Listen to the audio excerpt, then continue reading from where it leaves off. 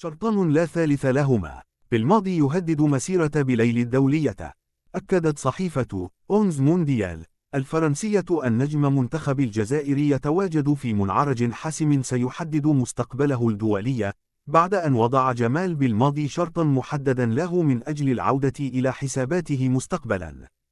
الصحيفة أوضحت أن بالماضي اشترط أمرين على نجمه، أولهما إيجاد ناد أوروبي جديد، وهو ما يبدو مستحيلا نظرا للصورة القاتمة التي رسمها عن نفسه خلال تجربتيه الفاشلتين مع بريست وأجاكسيو الفرنسيين.